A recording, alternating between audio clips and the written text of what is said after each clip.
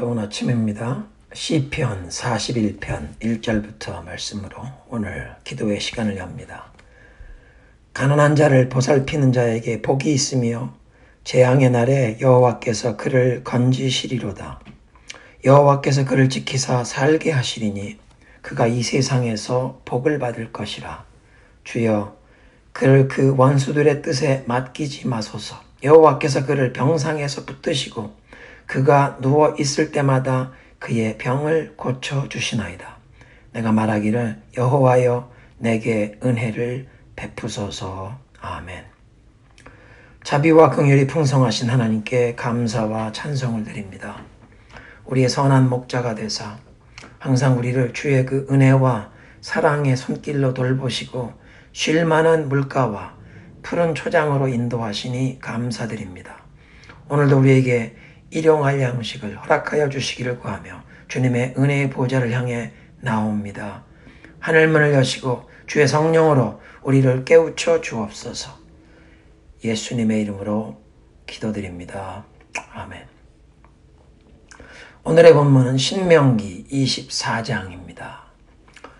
사람이 아내를 맞이하여 데려온 후에 그에게 수치되는 일이 있음을 발견하고 그를 기뻐하지 아니하면 이혼 증서를 써서 그의 손에 주고 그를 자기 집에서 내보낼 것이요, 그 여자는 그의 집에서 나가서 다른 사람의 아내가 되려니와 그의 둘째 남편도 그를 미워하여 이혼 증서를 써서 그의 손에 주고 그를 자기 집에서 내보냈거나 또는 그를 아내로 맞이한 둘째 남편이 죽었다 하자, 그 여자는 이미 몸을 더럽혔은즉 그를 내보낸 전 남편이 그를 다시 아내로 맞이하지 말지니 이 일은 여호와 앞에 가증한 것이라. 너는 내 하나님 여호와께서 내게 기업으로 주시는 땅을 범죄하게 하지 말지니라. 사람이 서로의 아내를 맞이하였으면 그를 군대로 내보내지 말 것이요, 아무 직무도 그에게 맡기지 말 것이며 그는 1년 동안 한가하게 집에 있으면서 그가 맞이한 아내를 즐겁게 할지니라. 사람이 맷돌이나 그 윗짝을 전당 잡지 말지니 이는 그 생명을 전당 잡음이니라. 사람이 자기 형제 곧 이스라엘 자손 중 한 사람을 유인하여 종으로 삼거나 판 것이 발견되면 그 유인한 자를 죽일지니 이같이 하여 너희 중에서 악을 제할지니라. 너는 나병에 대하여 삼가서 레위 사람 제사장들이 너희에게 가르치는 대로 네가 힘써 다 지켜 행하되 너희는 내가 그들에게 명령한 대로 지켜 행하라. 너희는 애굽에서 나오는 길에서 내 하나님 여호와께서 미리암에게 행하신 일을 기억할지니라. 내 이웃에게 무엇을 구워줄 때에 너는 그의 집에 들어가서 전당물을 취하지 말고 너는 밖에 서 있고 네게 꾸는 자가 전당물을 밖으로 가지고 나와서 네게 줄 것이며 그가 가난한 자이면 너는 그 전당물을 가지고 자지 말고 해질 때에 그 전당물을 반드시 그에게 돌려줄 것이라. 그리하면 그가 그 옷을 입고 자며 너를 위하여 축복하리니 그 일이 네 하나님 여호와 앞에서 내 공의로움이 되리라. 곤궁하고 비난한 품꾼은 너희 형제든지 네 땅 성문 안에 우거하는 객이든지 그를 학대하지 말며 그 품삯을 당일에 주고 해진 후까지 미루지 말라. 이는 그가 가난함으로 그 품삯을 간절히 바람이라. 그가 너를 여호와께 호소하지 않게 하라. 그렇지 않으면 그것이 내게 죄가 될 것임이라. 아버지는 그 자식들로 말미암아 죽임을 당하지 않을 것이요, 자식들은 그 아버지로 말미암아 죽임을 당하지 않을 것이니 그 사람은 자기 죄로 말미암아 죽임을 당할 것이니라. 너는 객이나 고아의 송사를 억울하게 하지 말며 과부의 옷을 전당 잡지 말라. 너는 애굽에서 종되었던 일과 내 하나님 여호와께서 너를 거기서 속량하신 것을 기억하라. 이러므로 내가 네게 이 일을 행하라 명령하노라. 네가 밭에서 곡식을 벨 때에 그 한 무치를 밭에 잊어버렸거든 다시 가서 가져오지 말고 나그네와 고아와 과부를 위하여 남겨두라. 그리하면 네 하나님 여호와께서 내 손으로 하는 모든 일에 복을 내리시리라. 네가 네 감람나무를 떤 후에 그 가지를 다시 살피지 말고 그 남은 것은 객과 고아와 과부를 위하여 남겨두며 내가 네 포도원의 포도를 딴 후에 그 남은 것을 다시 따지 말고 객과 고아와 과부를 위하여 남겨두라.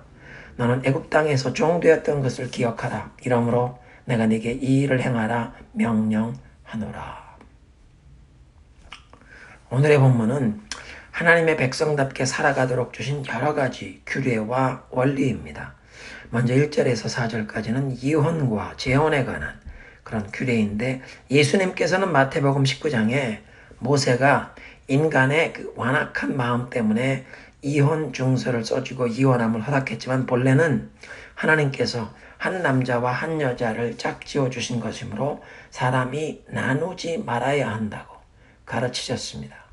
그 인간의 연약함 때문에 이제 이혼이 허락되었는데, 오늘 이 율법의 요점은 이혼한 여인이 두 번째 결혼에서도 이혼을 하거나 또는 남편이 죽은 경우에 다시 첫 번째 남편에게 돌아가는 것을 금하십니다. 이혼이 매우 엄중한 무게 있는 일이기 때문에 가볍게 이혼을 했다가 그 당사자와 또 얼마 후에 다시 재혼하는 그런 무질서함을 금하시고, 하나님께서 세워주신 그 결혼과 가정이라는 제도를 소중하게 여기고 지키도록 하시는 것입니다. 5절에 이제 새로 결혼한 사람은 1년간 군대 복무에서 면제해주고 가정에서 그 아내를 기쁘게 하라, 아내와 행복하게 지내도록 하라는 그 규례도 하나님께서 그만큼 가정을 소중하게 여기시고, 또 이 약속의 땅에서 모든 가정들이 하나님께서 주시는 복을 누리기를 원하심을 나타내십니다.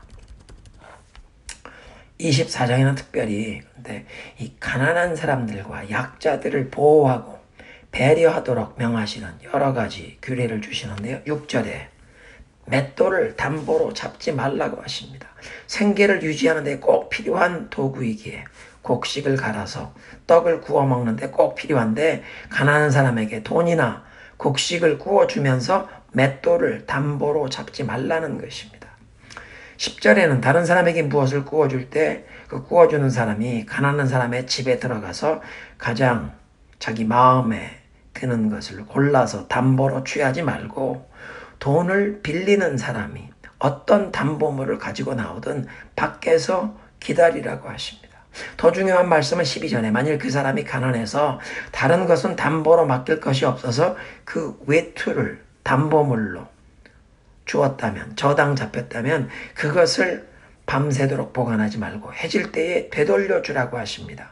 중동지방에선 낮에는 덥지만 그 사막기후 밤에 기온이 급히 떨어져서 그 밤에 겉옷이 담요의 역할을 했기 때문에 가난한 사람에게는 주택 다음으로 제3 목록 1호가 겉옷이었습니다.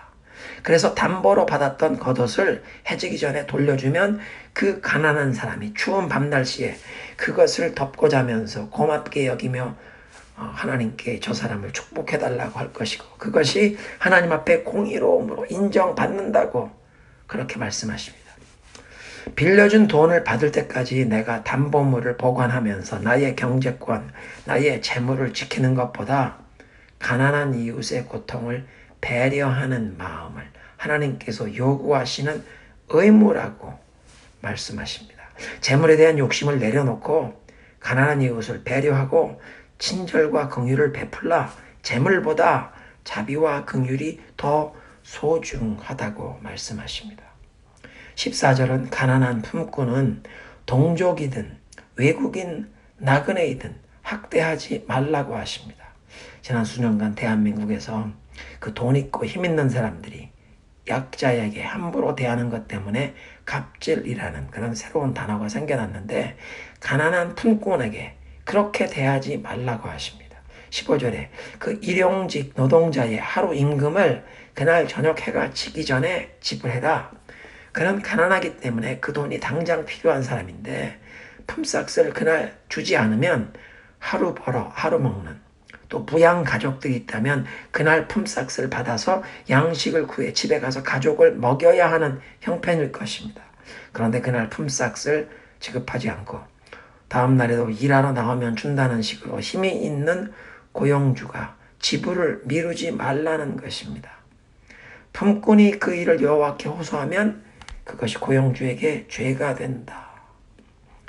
이것이 꼭 일용직 노동자뿐 아니라 한국에서는 그 대기업에 납품하는 중소기업, 협력업체들은 자금 사정이 빠듯한데 돈이 있는 대기업에서 제때에 납품한 물건값을 지불해주지 않고 시간을 끌면서 물건값을 일찍 받으려면 값을 깎아서 받으라고 압박을 하면 중소기업의 입장에선 직원들 월급을 지불해야 하고 자금은 돌지 않는 상황에 올며 겨자 먹기로 대기업의 요구에 순응할 수밖에 없는 그런 상황이 많이 있다는 것입니다.